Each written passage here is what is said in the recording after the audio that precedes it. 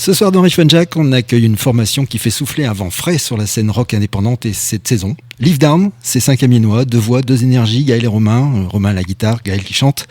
Porté par Vincent à la basse, Christophe à la guitare et Célian à la batterie. Entre rock britannique et envolée introspective, leur univers navigue quelque part entre Oasis, Arctic Monkeys et Royal Blood, avec cette touche singulière qui en fait l'un des groupes régionaux les plus prometteurs du moment. Bienvenue à vous dans Riff & Jack sur Happiness. Riff & Jack avec JF. Alors Gaël qui n'est pas là, Vincent qui n'est pas là, on les embrasse. Romain, Christophe, Célian qui sont présents, bonjour à vous, ravi de vous accueillir dans notre studio. Live Down, c'est un nom poétique qui peut évoquer l'automne et ça tombe bien cette saison. Qui l'a trouvé et qu'est-ce qu'il représente pour vous? Christophe, je te laisse te débrouiller avec ça. Bon, alors il y a la vraie histoire et la romancée. La vraie histoire. Quand on a commencé, bon, il y a toujours cette question de on trouve quel nom, machin. Bon, allez, on a fait un petit fichier avec plein d'idées. Ouais, mais il y avait vraiment beaucoup d'idées, 40, 50, et on s'en sortait pas. Et vous êtes battu jusqu'à la mort pour trouver le nom. Exactement, et on a gagné. Et on a gagné. Mais en fait, non, on était en répète, et puis on prend une petite pause et on va devant le local, quoi. On se dit non les gars, il va falloir trouver un nom là quand même, machin, etc. Et puis on part dans un délire. Et puis en fait, vous aviez déjà écrit 5 titres, vous n'aviez pas de nom. Et c'est vrai en plus. En plus c'était ça. Et là on voit en fait vraiment des feuilles tomber et on sort une connerie en mode non, tant qu'à faire, on n'a qu'à s'appeler Live Down là, comme les feuilles qui tombent. Et là petit blanc, on s'est regardé. J'ai dit mais en fait c'est pas mal. Comme les feuilles qui tombent, alors pourquoi? Justement on était en plein automne. On était en plein automne, on a commencé au mois de septembre, les premières répètes. Et l'idée ça évoque quoi? Plutôt la nostalgie de l'automne ou plutôt la beauté de l'automne avec je sais pas, en toute honnêteté, je sais pas s'il y a une belle image poétique derrière, c'est juste qu'on s'est dit que le nom claquait bien. Ça sonnait bien. Et puis que pour l'anecdote, en fait, ça ferait marrer, quoi, parce qu'en fait, après avoir cherché pendant je sais pas combien de temps des noms tirés par les cheveux, c'est tombé devant nous. C'est juste tombé devant nous, quoi. Vous êtes formé en 2021. Ça s'est fait comment la rencontre entre les membres? Alors avec Vincent à la basse, on se connaissait déjà depuis très longtemps. On était en coloc ensemble, on avait d'autres groupes ensemble. Et du coup, c'est en 2021 qu'on a voulu relancer un groupe. On a proposé à Christophe, qui était déjà un de nos potes. Et après, on a fait des auditions. On est tombé sur Gaël, qui a rejoint le groupe assez rapidement. Et puis après, notre petit dernier, Célian, nous a rejoint il y a 3 ans. C'est encore récent, oui. 3 ans? Ouais, ça doit faire 3 ans. Déjà. Ouais. Et voilà, on l'a trouvé sur Instagram. Il m'avait ajouté, du coup, je lui ai proposé de venir faire une audition à la batterie. Donc petit à petit, on en est là maintenant. 2021, on était aussi sur la période même pas post-Covid, ouais, encore en plein cataclysme. Exactement, ouais. Donc c'est vrai que c'était un début un peu particulier. Après, ça nous a pas trop impacté. Parce que les premiers mois, de toute façon, c'était surtout la création. C'est ce qui vous a quand même boosté, du coup, peut-être faire la musique à ce moment-là. On sait que les musiciens étaient particulièrement motivés sur la période. Il y avait une envie de ressortir, de revivre un peu, quoi. Ça faisait partie de tout ça et ça nous a permis d'avoir un projet dans lequel se lancer. Et on en est là aujourd'hui, du coup. En 3 ans, vous avez déjà joué un petit peu partout, dans l'Amiens bien sûr, mais plus largement, on vous a vu sur Paris, et puis aussi en Angleterre, vous avez pas mal traîné vos guêtres aussi, à divers endroits. C'était prévu tout ça, ou c'est allé un peu plus vite que ce que vous imaginiez? Il n'y a pas vraiment de prévision. Après, de toute façon, depuis le début du groupe, le but c'était de jouer dans le plus d'endroits possible, emmener le projet le plus loin possible tout en se faisant plaisir avant tout. Après, c'est un peu comment se sont présentées les occasions, et dès qu'on a eu l'opportunité d'aller jouer plus loin, on l'a fait. Quand on s'est dit que c'était possible de jouer en Angleterre, on l'a fait. On s'est pas trop posé de questions. Et justement, ça s'est rendu possible comment? On s'est dit que on fait un rock qui est dans un style britannique, et que du coup, évidemment, le meilleur endroit pour le jouer, c'était en Angleterre notamment. Et du coup, c'est Gaël qui a été à l'initiative la première fois d'une première tournée acoustique. C'est elle qui a fait un petit peu. Parce que vous y êtes allé au moins 2 fois. On y était 2 fois, c'est ça. On a fait une première tournée acoustique dans tout le sud de l'Angleterre, en passant par des open mic, des bars, en jouant un petit peu dans la rue. Oh, vous avez vu aussi dans la rue, hein. Ouais. On voit sur vos clips. C'était une super expérience. En même temps, on en a profité pour filmer un petit peu le voyage, et Vincent a fait un clip à partir de ces images pour la chanson Runaways qui était sur le dernier EP. Et après, on est retourné avec Gaël en août dernier, et on a fait une date à Londres, en acoustique également. Et c'était vraiment cool. Comment vous avez été accueillis, justement, plutôt comme des petits Frenchies au final, Étrangement, ils nous aiment bien. Je pensais pas, mais étrangement, ils nous aiment bien. Et non, franchement, ils ont apprécié le style Vous êtes qu'on fondu fait. rapidement dans le paysage. Ouais, c'est ça, ouais, c'est clair, ouais. Mm. Et vu qu'on fait un style de musique qui est très influencé, comme je vous l'ai dit, par l'Angleterre, c'est vrai que ça s'est fondu assez naturellement avec la scène locale et on a été bien Vous avez testé reçus. plusieurs villes, vous étiez plutôt en mode road trip. Hein, Ouais, alors la dernière fois, en août dernier, on a fait que Londres, même si c'était déjà très bien. Et c'était en 2024, on a fait une tournée dans tout le sud d'Angleterre. On a fait Brighton, Bristol, Londres. Et puis voilà, on avait un petit peu bougé dans tout le sud de l'Angleterre, en mode aventure, avec la voiture, les valises, les guitares. Et puis on s'arrêtait à droite à gauche. Vous arrivez un tas d'aventures dont on Ouais. peut reparler dans On peut cette pas émission. tout dire, hein, mais oui, exactement. Ah si. Il faut tout On nous peut, dire. entre nous, de toute façon, c'est pas diffusé, je crois. Avec deux voix leads, féminine et masculine, qui s'accordent plutôt bien, vous sortez des schémas classiques. C'est né comment cette idée en fait? Bah, personnellement, j'ai toujours aimé les groupes avec plusieurs voix, évidemment les Beatles avant tout, mais aussi des groupes comme Blink ou d'autres références. T'as vu, j'ai calé les Beatles, déjà, tu peux cocher. Et C'est toi qui es fan, Christophe? Ah non, on y reviendra après sur les influences, mais il y a 3 joyaux de la couronne pour Romain. ouais, exactement. Je laisserai détailler ça. Mais ouais, le mélange des voix, c'est toujours quelque chose que j'ai trouvé intéressant et qui plaisait également à Vincent, après à Christophe, à Célian, etc. Et là, vous sortez un peu des sentiers battus, justement. Parce que C'est un peu l'idée, ouais, c'est de se démarquer. Et puis le mélange voix masculine et féminine, c'est quelque chose qu'on a toujours trouvé intéressant aussi. Les deux se complètent bien.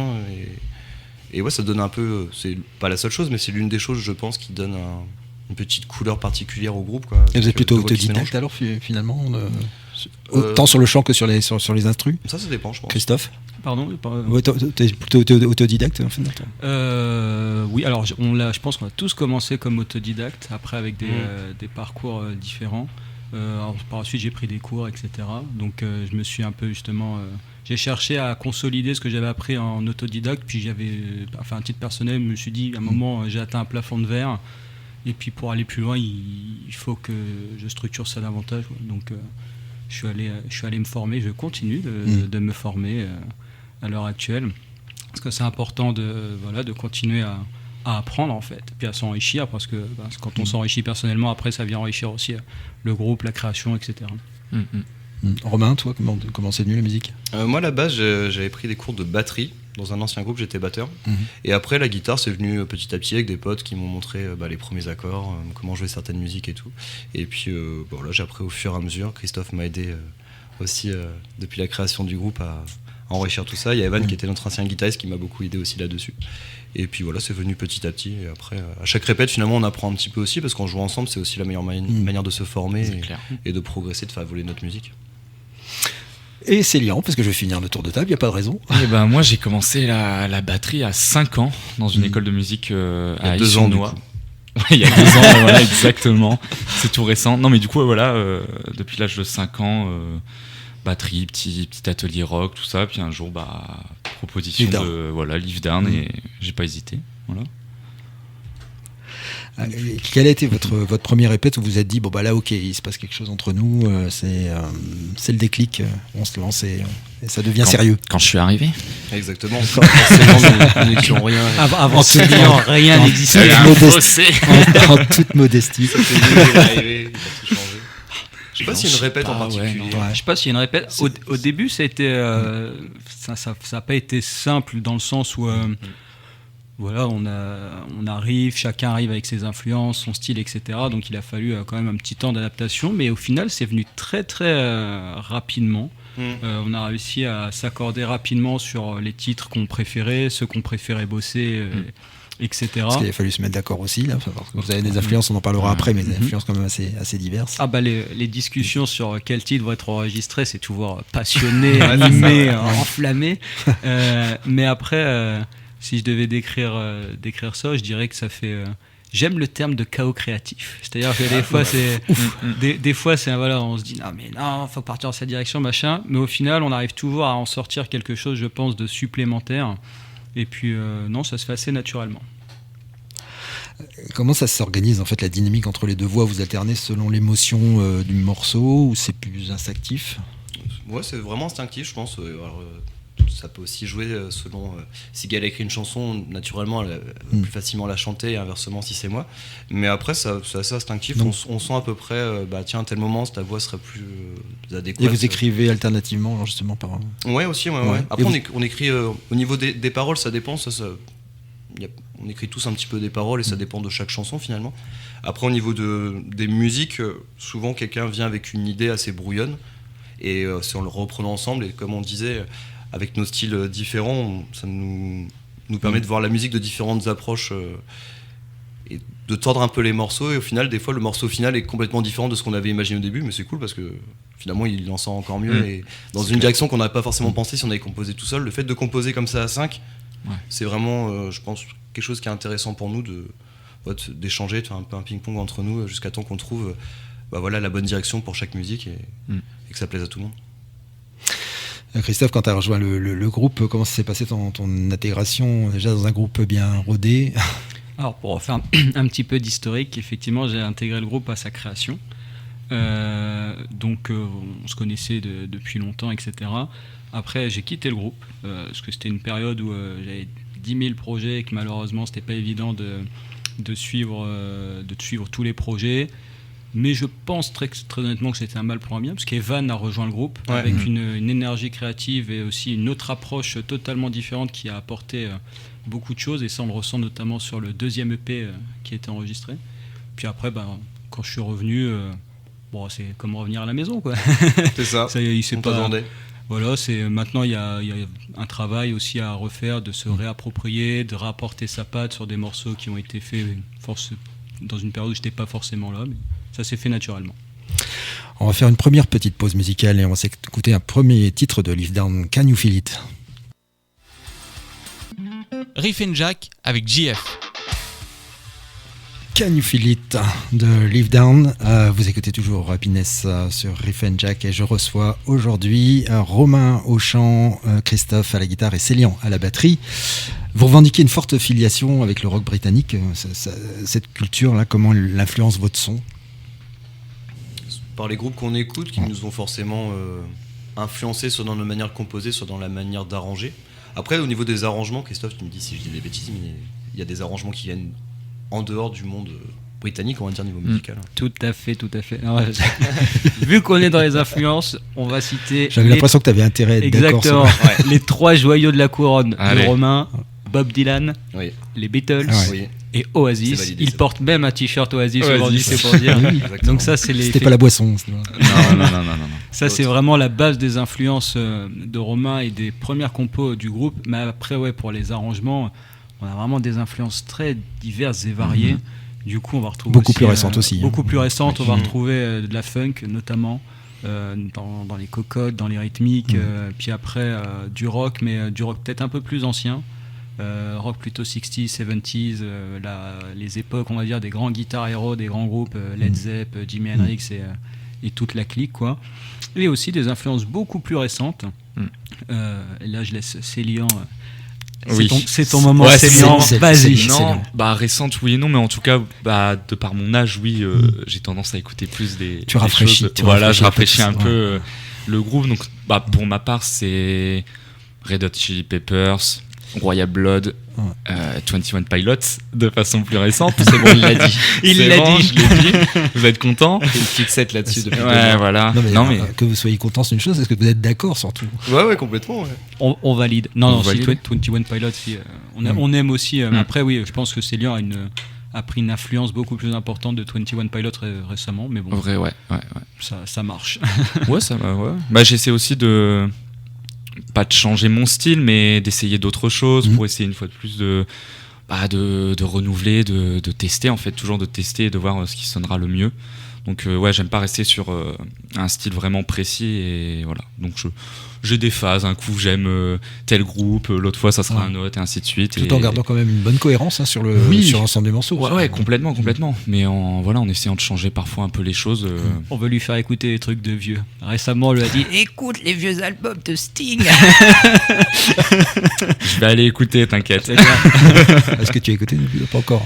Non, j'ai pas eu le temps là, une charge de travail là. Qu'est-ce que vous aimez dans le songwriting à l'anglaise, la mélodie, les textes ou l'attitude en fait, qu'est-ce qui vous plaît en fait? Ça, je pense, ça dépend aussi des membres. Moi, ça va plutôt être la mélodie, Gaël peut-être plutôt les paroles. Après, il y a évidemment toujours un peu des deux. Hein. Mais ouais, je sais pas, c'est la musique qui nous a un peu bercé depuis qu'on fait de la musique justement. Même si on l'a dit, on a des influences différentes aussi. Et puis, malgré le fait qu'on ait des influences assez différentes selon les membres du groupe, je pense que notre base commune, c'est le rock britannique, d'où le fait aussi qu'on se retrouve dans ce style-là. Ce qui n'empêche pas aussi chacun de venir apporter ses influences qui viennent d'autres horizons. Mais sinon, ouais, c'est globalement le son du rock anglais qui nous a un petit peu bercé depuis notre enfance. Parce que justement, vos influences sont plutôt larges, hein, de Blur à Youngblood, comme vous l'avez dit, en passant aussi par les Arctic Monkeys et même Bob Dylan. Ouais, donc comment ces mondes se rencontrent dans votre musique? Alors ça c'est difficile parce que des fois c'est difficile, on va dire, d'identifier ce qu'on retire de nos différentes influences. On est influencé par, mais on reste aussi influencé les uns par les autres. Donc quand Romain apporte une idée qui peut être typée plus Brit rock, alors au début on va essayer peut-être de rester dans la veine, puis après il y a des apports différents. Donc comment tout ça se rencontre? En fait, ça se rencontre, j'ai envie de dire, de manière assez naturelle à travers nous, ce qu'on a envie d'apporter ou l'idée qu'on peut avoir sur le moment en écoutant une démo, en se disant en fait là, ok, ça a plutôt ce style-là, mais moi je verrais bien ça. Et en fait, je pense que ce fait de se dire ça vient de Blur ou de machin, etc., on l'a a posteriori. Quand on voit un petit peu le produit fini, on se dit c'est vrai que ça ressemble peut-être un petit peu, globalement, c'est teinté Blur, Youngblood ou même carrément d'autres années, années 80, etc. Ouais, et j'ai envie de dire aussi, mon pote Britpop, ok, d'accord, mais on a aussi des influences américaines, j'ai l'impression, quand même, dans certaines musiques qui font un peu penser à des road trips. Ouais, c'est ce que tu nous disais tout à l'heure quand on parlait hors antenne. C'est vrai que c'est marrant parce que des fois, des gens vont citer des influences qu'ils perçoivent dans nos musiques auxquelles on n'aurait pas pensé nous-mêmes. Ouais. Et après, ça rejoint ce que tu dis. Au final, on se dit jamais, tiens, on va mettre telle influence dans telle musique. Ça se fait un peu naturellement. Et comme tu dis, c'est plus après, a posteriori, qu'on va se dire, tiens, c'est vrai que tel passage, ça fait penser à tel artiste ou tel style de musique. Mais ça, c'est plutôt. Ce que je vous disais aussi hors antenne, par exemple, c'est que vos deux voix, Gaël et toi, et Romain, ça fait penser aussi à certains groupes fin des années 70. Je pense à Fleetwood Mac par exemple, et ça c'est quelque chose qui fait pas, que vous n'avez pas cité dans vos influences, mais que moi en tout cas j'ai trouvé. Ouais, tu vois, c'est marrant parce qu'on n'y avait jamais pensé. Après, c'est un groupe qu'on écoute et qu'on apprécie beaucoup. Il n'y a pas de souci là-dessus. Mais c'est vrai qu'on n'y a pas pensé. Du coup, c'est marrant de voir quelles influences on voit nous-mêmes et quelles influences on perçoit pas. Et c'est toujours intéressant de voir ce que ça déclenche chez les gens où ils se disent on perçoit vraiment cette influence, on est là. Ouais, on n'y avait pas pensé, mais pourquoi pas? Et c'est ça qui est vachement bien aussi dans la musique et dans l'art de manière générale, c'est que l'idée que nous on pouvait s'en faire à la base, elle n'est pas forcément perçue comme telle. Et puis on se dit c'est vrai qu'en fait il y a un petit peu de cette influence là auquel on n'avait pas pensé, mais c'est cool, puis ça peut donner d'autres idées par la suite. Puis il y a aussi le fait qu'on essaye toujours de varier les compositions, à peu près comme tous les groupes je pense, mais on essaie de jamais avoir deux musiques qui se ressemblent énormément, même s'il y a forcément des styles qui vont se retrouver.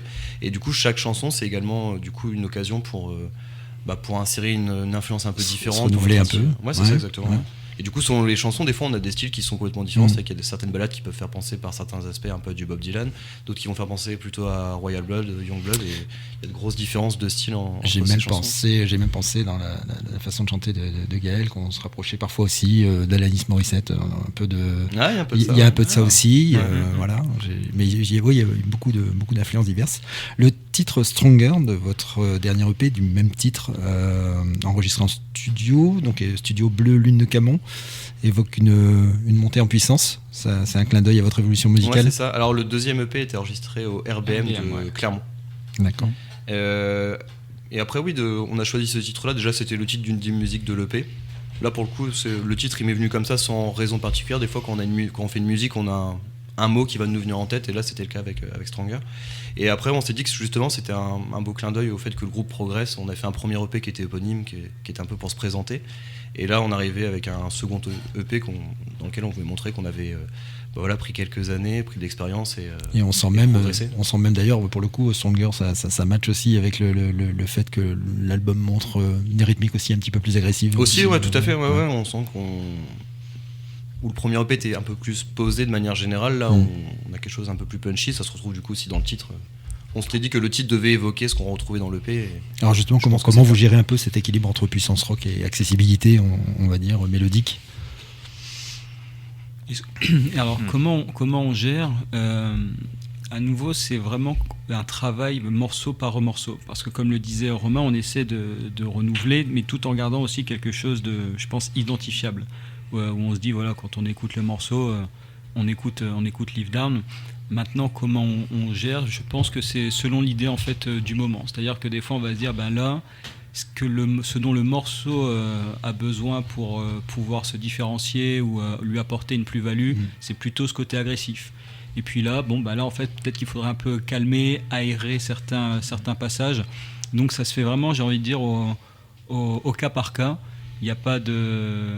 C'est vraiment au cas par cas. Après, voilà, il y a une idée globale derrière les projets. Et puis le reste, on est plus sur quelque chose d'instinctif. Et le reste, ça reste instinctif. Au début, c'est très instinctif. Puis après, il faut laisser le temps au projet de mûrir, de prendre un peu de recul et de se dire, OK, est-ce qu'il n'y a pas des éléments qu'on pourrait un peu modifier, etc. Mais ça fonctionne plutôt comme ça. Puis toujours se dire qu'il faut un équilibre entre nos différents morceaux sur scène, ou dans un EP on peut pas avoir que des ballades ou à l'inverse que des morceaux qui bougent. On essaie d'alterner un petit peu et on essaie aussi de se répartir sur comme le ça. Premier EP, on était essentiellement sur des ballades quand même. Ouais, il y a quand même quelques morceaux qui étaient rock, mais par exemple le titre Alive démarre l'EP qui est plutôt rock. Mais c'est vrai qu'à la base, on était parti plutôt sur un projet assez calme, et c'est devenu après un peu plus punchy, et c'est vraiment cool parce que sur scène ça nous permet de nous exprimer, d'avoir de l'énergie, quoi. Qu'est-ce qui fait justement, qu'est-ce qui va ressortir notamment sur scène dans vos morceaux en l'occurrence? Est-ce que vous avez des morceaux plus punchy justement c'est ça. Ouais. Par exemple, le premier titre que vous avez passé tout à l'heure, Can You Feel It, c'est le morceau qui clôture nos concerts. Et parce que justement c'est un morceau qui est entraînant et qui nous permet de finir sur une note assez dynamique et positive pour finir en beauté les concerts. On va avoir le plaisir de faire une petite pause musicale et surtout avoir l'honneur d'avoir un petit live du groupe Live Down. Donc il va nous jouer Fade Away, donc directement en live sur Happiness.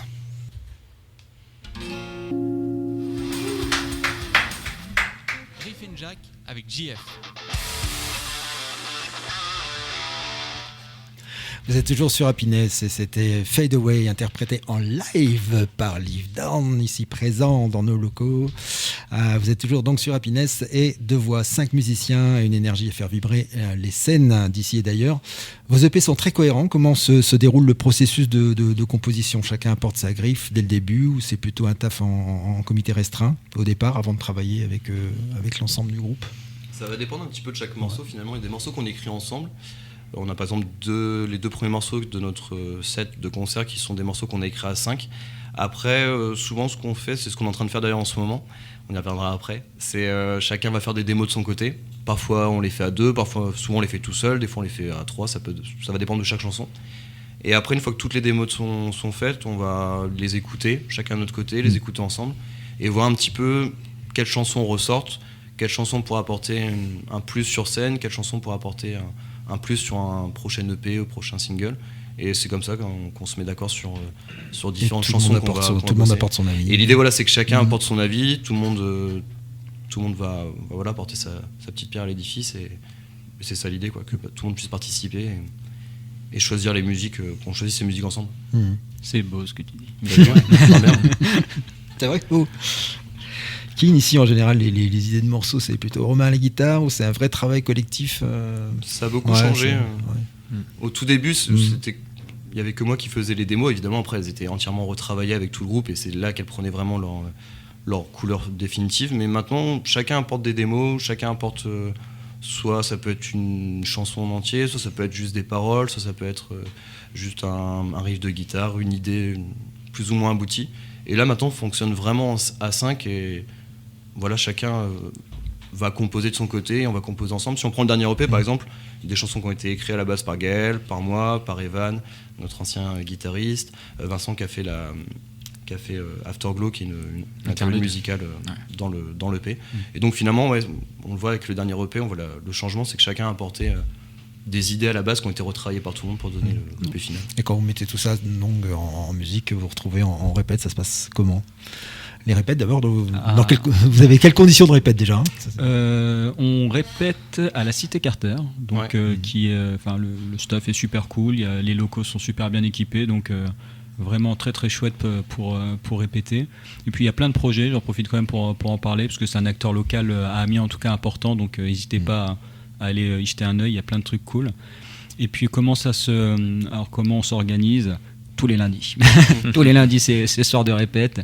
3 heures tous les lundis. Ouais, 3 heures tous les lundis, on arrive.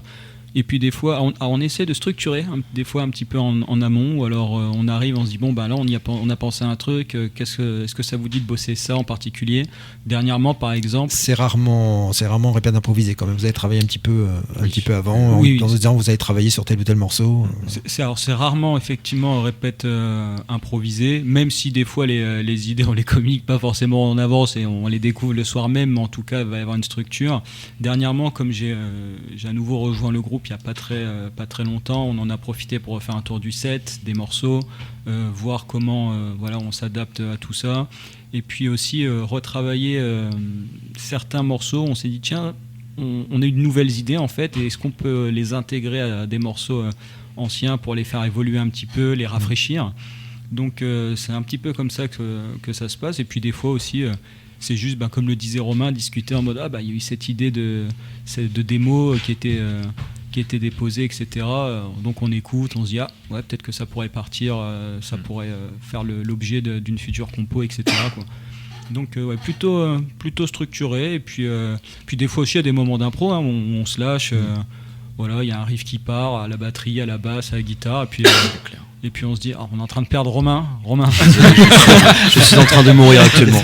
Il a tout donné. De l'eau pour Romain. Donc voilà un petit peu comment ça se passe. Bon. Et au niveau du son, vous travaillez spécifiquement à part, ou comment ça se passe ? Les deux. Il y a vraiment un travail. Là, je pense notamment à aux parties guitare. Il y a un travail important, je pense, chacun de notre côté, puisqu'on n'a pas exactement la même approche, guitare, que ce soit la guitare rythmique ou la guitare solo. Donc il y a un travail quand même en amont, chacun de notre côté, sur les couleurs, etc. Et puis comment on peut justement mixer tout ça. C'est important d'apporter une cohérence sans que l'une empiète sur l'autre. Qui apporte le plus son expertise en la matière, alors finalement Au niveau guitare, c'est Christophe, clairement. Ouais. Je vais rester modeste. Mais en tant que, on va dire, guitare lead, effectivement, le travail du son à apporter pour ne pas apporter ce côté répétitif à une rythmique, etc. Donc, on va dire, se démarquer, il est important, parce que c'est comment on positionne, du coup, la guitare lead par rapport à la guitare rythmique. Mais après, ça peut émerger et ça peut venir de tout le monde. À la basse, Vince apporte aussi énormément de choses, puisqu'il fait un travail conséquent. Puis après, on met tout ça en commun, en fait, voir si les idées qu'on a eues, ça peut matcher. Des fois, faut le dire, on passe beaucoup de temps chacun de notre côté, on arrive en répète, et ça marche. Ça marche pas. Ça marche pas. Et on se dit ok, en fait, on va faire autre chose. Il faut reprendre le truc et puis continuer à bosser, quoi. Et ce qu'on fait de plus en plus, c'est qu'on va par exemple jouer un morceau tous ensemble, évidemment, pour voir comment ça rend avec tous les instruments. Et après, on va essayer de faire juste la basse et la batterie, juste les deux guitares ensemble, juste les voix. Et essayer de s'assurer comme ça que chaque instrument se complète bien et que l'ensemble soit harmonieux, qu'on vienne pas chacun empiéter sur ce que joue l'autre, et que ça soit cohérent dans l'ensemble. Donc ça, on le fait de plus en plus, d'essayer d'isoler un petit peu chaque partie pour avoir vraiment quelque chose de précis et que l'ensemble se complète vraiment bien. En tout cas, c'est ce qu'on essaie de faire. Oui, on va dire que la méthode de travail aussi évolue. Alors des fois, la méthode de travail aussi est spécifique à un morceau parce que c'est nécessaire. Mais on essaie de rester ouvert à différentes approches. Vous disciplinez de plus en plus sur... Oui, il y a une question en effet de discipline. Et puis, j'admets que l'arrangement, en tout cas, c'est quelque chose qui m'intéresse beaucoup. Parce que pour les influences... j'ai aussi beaucoup d'influences classiques. J'aime vraiment beaucoup la musique classique, j'en ai joué. Et donc toute cette notion d'arrangement, alors je dis pas que je peux apporter un arrangement classique, mais en tout cas c'est quelque chose qui est souvent en tête. Comment on peut justement organiser les différentes parties entre elles, etc. sans que ça devienne non plus trop lourd. Il faut que ça reste naturel et spontané. Des fois, ça doit être retravaillé, mais sans rester en mode je vais absolument faire comme ça, quoi. Comment naissent vos textes en fait? Certains titres comme Wake Up ou One Away semblent raconter des fuites ou des renaissances avec une ambiance musicale façon road trip. On peut presque imaginer un clip nous faisant voyager sur une route déserte, n'importe où dans le monde. Ouais. C'est l'effet que vous recherchez? Oui, après, on n'a pas de thème prédéfini à l'avance. C'est chaque morceau selon la manière dont il sonne, selon le moment où il a été écrit, qui va nous influencer sur l'écriture des paroles. Mais après, on n'a pas vraiment de thème en particulier, ça va venir sur le moment et ça dépend de qui l'écrit aussi. Gaël a écrit beaucoup de textes, Christophe en a écrit, j'en ai écrit aussi.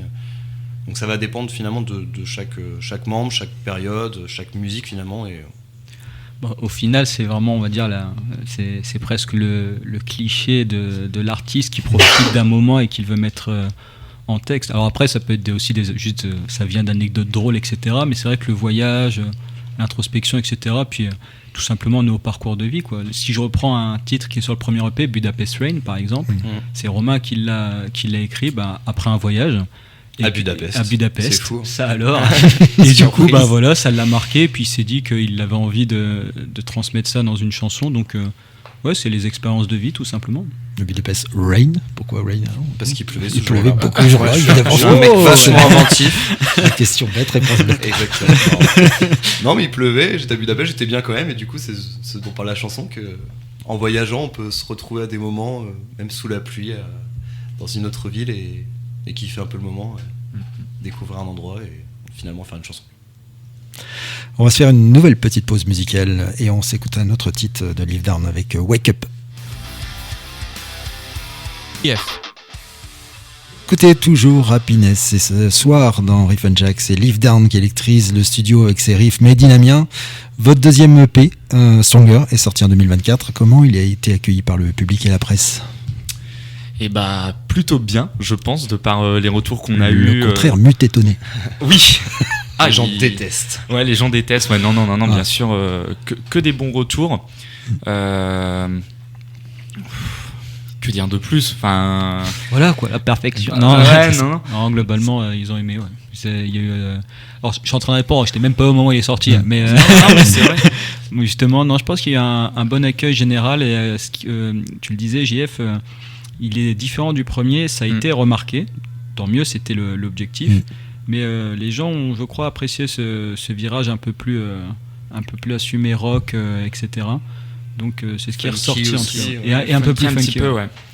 Puis ça a permis aussi d'un point de vue pour les prochaines compos et prochaines chansons qu'on pourra faire. Par exemple, moi, on m'a dit qu'il y avait des morceaux où ça ressemblait à mort au Red Hot. Alors que j'avais pas du tout l'envie de faire quelque chose Red Hot. Et du coup, ça permet inconsciemment de se dire, on a un peu pris du coup ce virage-là. On retrouve effectivement vos influences, mais voilà, vos influences donc, du coup un peu plus rock. On pense effectivement au Red Hot, mais voilà. je pensais aussi aux Arctic Monkeys que vous avez cité, mais on les retrouve aussi, ouais, dans la voix et dans le style musical. C'est ça. C'est clair, ouais.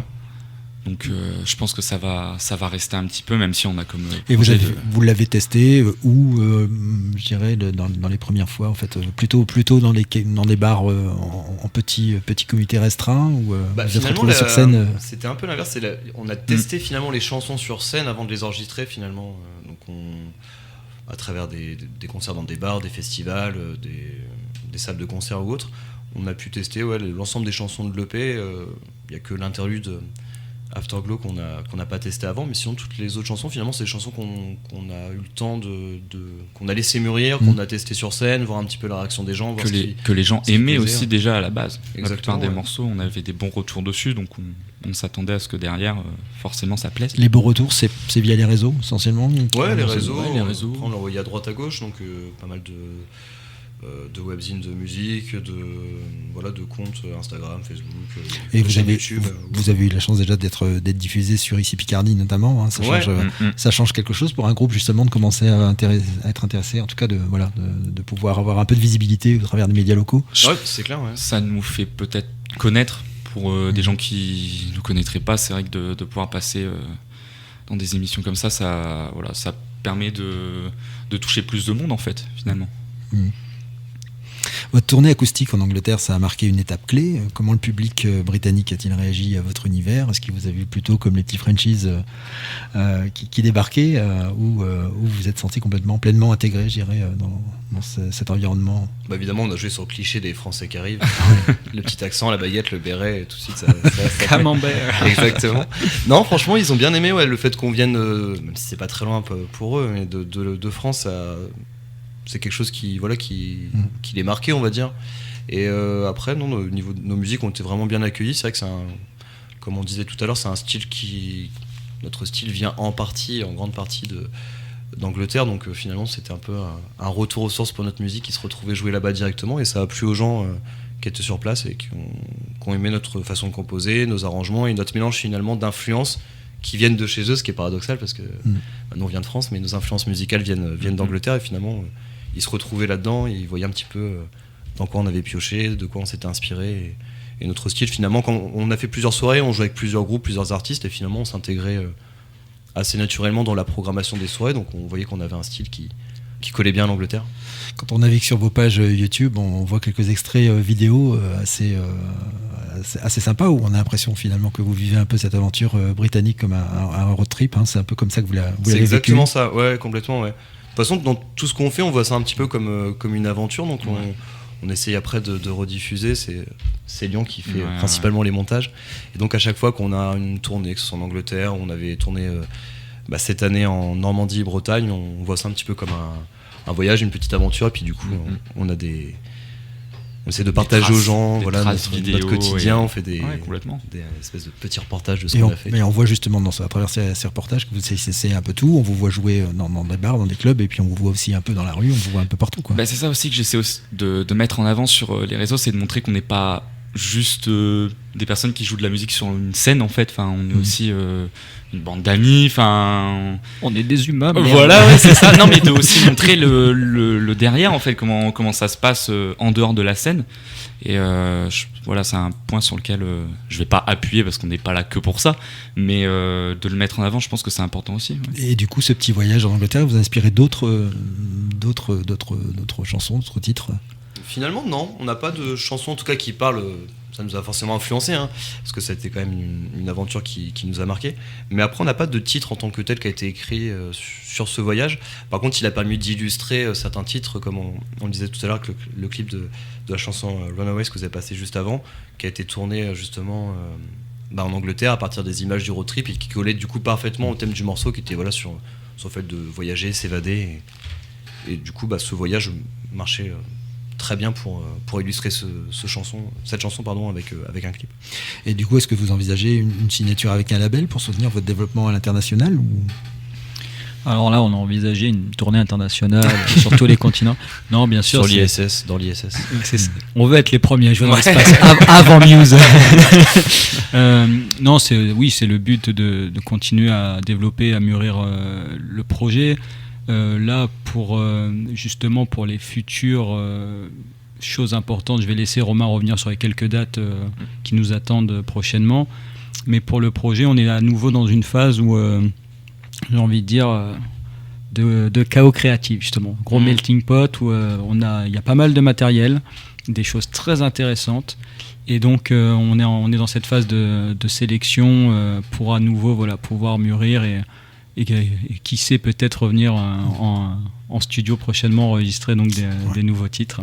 Et puis pour les dates importantes, Romain, sur vos projets, oui. Ouais, pour l'instant on n'a pas énormément de dates de prévues, parce que justement, comme le dit Christophe, on est un peu dans un renouveau, on essaye régulièrement d'avoir de nouveaux départs pour le groupe, donc là il y a tout un calendrier à recharger. Ouais, c'est ça, exactement. Mais avant de chercher des dates aussi, prendre le temps, comme le disait Christophe, de créer de nouvelles musiques, de composer, de réarranger, de retravailler ce qu'on joue déjà.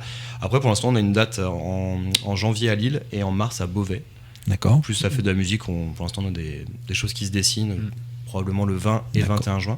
Donc, et puis après le calendrier va se remplir assez vite. On est à l'affût donc des dates que vous proposerez, bien sûr, sur vos sites. N'hésitez pas à fouiller les pages Insta et Facebook de Live Down, qui nous annoncera probablement son prochain programme.